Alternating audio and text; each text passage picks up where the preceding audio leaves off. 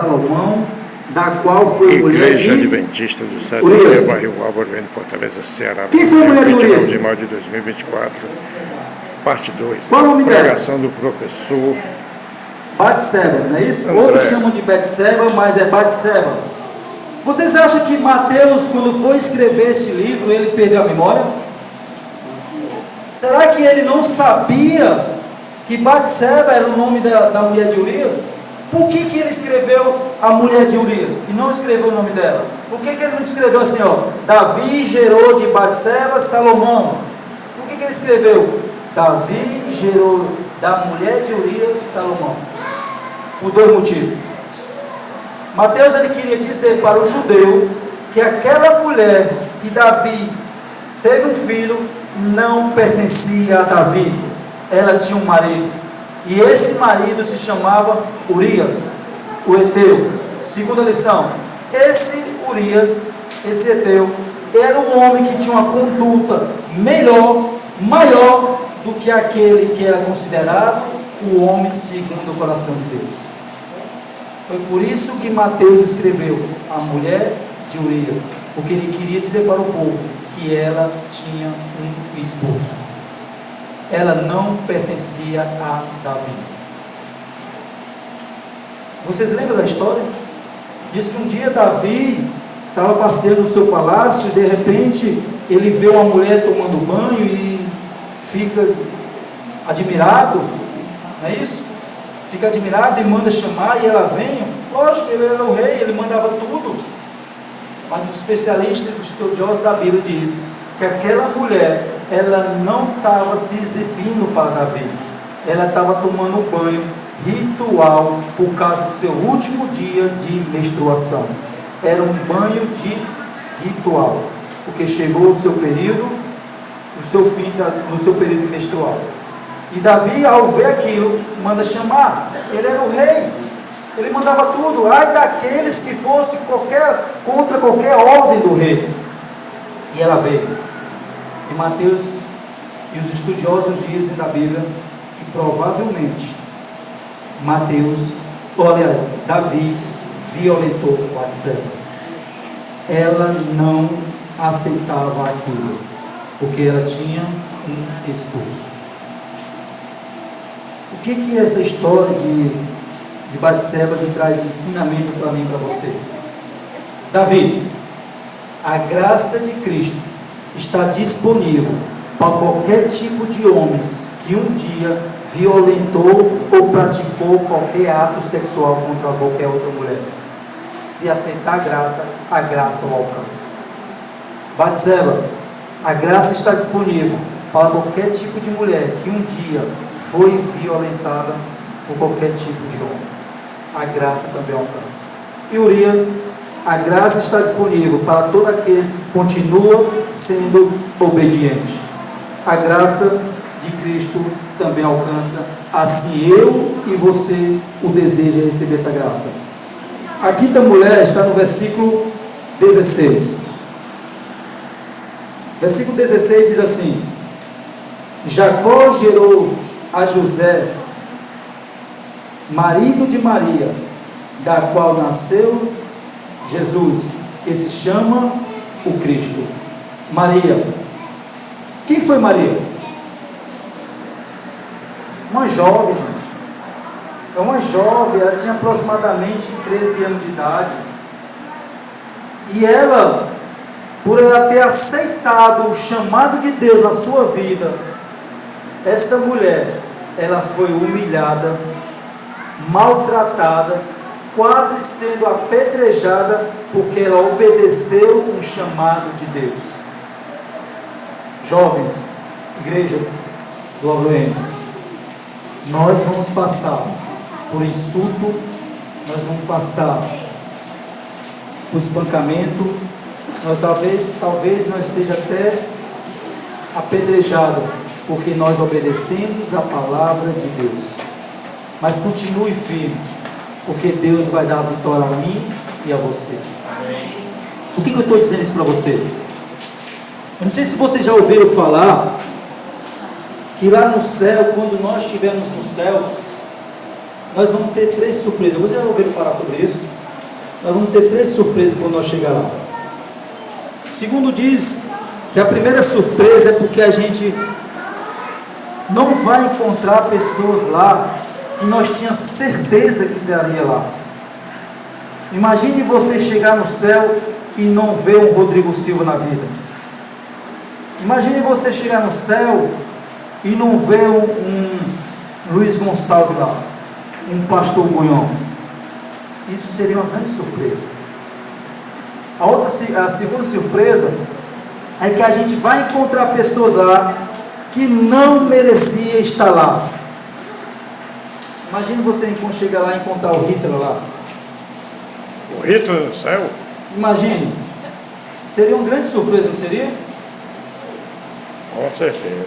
Seria uma grande surpresa. E a terceira surpresa é que eu e você vamos estar lá. A maior surpresa é que eu e você nós vamos estar lá. E para provar isso, eu pulei o nome de uma pessoa que não merecia estar aí. Que não merecia estar dentro da genealogia de Jesus. Essa pessoa não merecia. Eu queria que você lesse para mim o versículo 10 e descubra quem é essa pessoa. Quem? Manassés.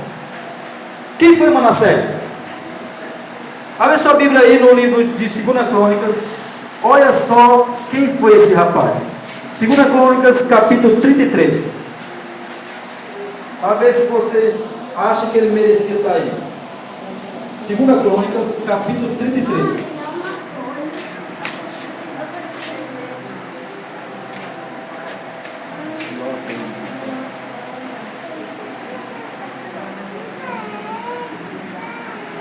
Antes de nós começarmos a ler, 2 Crônicas, capítulo 33, deixa eu falar aqui do pai dele, certo? Manassés, o nome do pai dele se chamava Ezequias.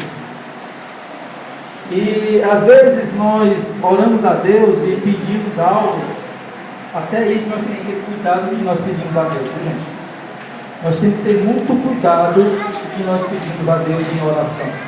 Porque Ezequias, o profeta, chegou para Ezequias e disse: Ezequias, Deus mandou dizer para você que você arrume a sua casa, organize a sua casa, porque desta noite você não passa, esta noite você vai morrer. Então organize a sua casa. E Ezequias começa a se humilhar, começa a chorar, começa a orar a Deus. E por causa dessa oração que ele fez, Deus manda o profeta voltar lá e diz: olha, diga para Ezequias que eu vou dar a ele mais 15 anos de vida. E sabe o que aconteceu com esses 15 anos de vida dele? Nasceu esse camaradinho que nós vamos ver agora. Ele teve esse rapazinho aí. 2 Crônicas, capítulo 33, versículo 1. Tinha Manassés 12 anos de idade, quando começou a reinar. Reinou quantos anos? Por que Deus deixou um cara desse reinar por tanto tempo? Versículo 12. Fez o que era mal perante ao Senhor, segundo as abominações do gentio. O Senhor expulsou das suas possessões e diante dos filhos de Israel, pois tornou a edificar os altos que Ezequias seu pai havia derribado. Levantou altares a Balaíns e fez poste ídolos. Se prostrou diante de todo o exército do céu e o serviu. Edificou altares na casa do Senhor, da qual o Senhor tinha dito: em Jerusalém porei o meu nome para sempre. Também edificou altares a todo o exército do céu, nos 2 altos da casa do Senhor. Queimou seus filhos como oferta no vale dos filhos de Inom. Adivinhava pelas nuvens, era goleiro, praticava feitiçaria, tratava com necromante e feiticeiro, prosseguia em fazer o que era mal perante o Senhor, para provocar a ira do Senhor. Também pôs imagem de escultura dos ídolos que tinha feito na casa de Deus, de que Deus disse ao rei Davi, a Salomão e seu filho nesta casa, em Jerusalém, que escolhi de todas as tribos de Israel, porei o meu nome para sempre. Não removerei mais os pés de Israel da terra que destinei a seus pais. contanto que tenha cuidado de fazer tudo o que lhe tenho mandado, toda a lei, os estatutos, os juízos, tanto por intermédio de Moisés. Manassés fez errar Judá e os moradores de Jerusalém, de maneira que fez pior que as nações que o Senhor tinha destruído diante dos filhos de Israel. Manassés, sem dúvida, ele foi o pior rei de Israel. Esse camaradinho aqui, ele provocava a ira do Senhor, ele insultava o Senhor, ele colocava estátuas de deuses pagãos dentro da casa de Deus. Ele pegava os seus filhos recém-nascidos e colocava e fazia oferenda a deuses pagãos. E um desses deuses pagãos se chamava, deixa eu me lembrar desse deus. Eu sei que ele era uma estátua muito alta de metal, que ficava estendida as mãos dele, e tocavam fogo nessa estátua, até essa estátua ficar bem quentinha. E quando ficava bem quentinha, Manassés pegava os seus filhos e colocava nos braços desse Deus. Ele era mau. Ele era tão mau que Deus mandava profetas e mais profetas advertir ele. E um desses profetas foi Isaías. Você sabe o que foi que Manassés fez com Isaías? Ele cortou, ele mandou partir uma árvore no meio, colocou Isaías dentro da árvore como se fosse um sanduíche, depois mandou serrar Isaías no meio. Ele era mau, ele provocava a ira do Senhor. E ele fazia mais e mais. E um dia Deus mandou um juízo sobre ele. Deus mandou o rei das Sírias, os príncipes das Sírias, prender Manassés. E prendeu ele, colocou ele nu, ele ficou nu, depois pegou um gancho, colocou no nariz dele e saiu arrastando Manassés de Jerusalém até Babilônia, nu, com a mão para trás, como se fosse um animal. E quando chegou na Babilônia, Manassés se humilhou perante Deus. Ele começa a orar, ele começa a invocar o nome de Deus. Aí vocês acham que Deus fez o quê? Peraí, Manassés, é isso que Deus falou? Olha só o que Deus falou. Peraí, Manassés, você está brincando comigo? Você está zombando na minha cara, é isso? Você mata os meus profetas, você colocou as coisas dentro da minha casa, você mata os seus filhos, você procurou a minha ira, você procurou isso, e agora você vem me pedir perdão?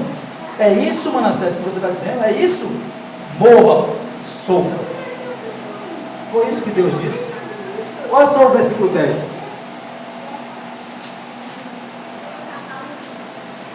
Continuando, versículo 10. Falou o Senhor a Manassés e a seu povo, porém não lhe deram ouvido, pelo que o Senhor trouxe sobre ele os príncipes do exército do rei da Síria, as quais prenderam Manassés com ganchos e amarraram-os com cadeias e o levaram para a Babilônia. Ele angustiou-se e suplicou deveras ao Senhor seu Deus, e muito se humilhou perante o Deus de seus pais. Fez oração, e Deus fez o quê? E Deus tornou a sua oração o quê? Favorável. Que Deus é esse? Que Deus é esse que eu e você serve? O cara faz tudo de ruim e Deus o perdoa? É esse Deus que eu e você serve. E por que eu e você somos maus? Por que nós não conseguimos pedir perdão ao nosso próximo? Por que o nosso próximo às vezes faz uma coisa pequena com a gente e a gente quer que essa pessoa morra? E um Deus, ele prova para mim e para você que ele é um Deus de misericórdia. Ele é um Deus que se humilha, ele é um Deus que perdoa eu e você. Nós temos que aprender a perdoar as pessoas. Nós temos que aprender a amar mais as pessoas. Porque se eu não aprender a amar o meu próximo, Deus não vai me perdoar. Só vou receber o perdão de Deus se eu primeiro aprender a perdoar o meu próximo. É esse Deus que nós servemos. É esse o Deus de Israel. É um Deus que você pode se achar o pior dos pecadores, mas se você procurar Ele, e se você se entregar na mão dEle, Ele vai salvar você. É esse Deus que eu e você serve. Nós temos que aprender a amar mais. Nós temos que aprender a perdoar mais. Só assim Cristo vai voltar. Neste momento eu convido novamente a Dani para louvar nosso Deus. E ao momento que ela estiver cantando, você medita na letra da música. E se vocês chegaram hoje aqui magoado com alguém ou chateado com alguém, peça a Deus que mude o seu coração. Não podemos continuar com a música em virtude da mesma gerar direitos autorais. Voltaremos daqui a pouco.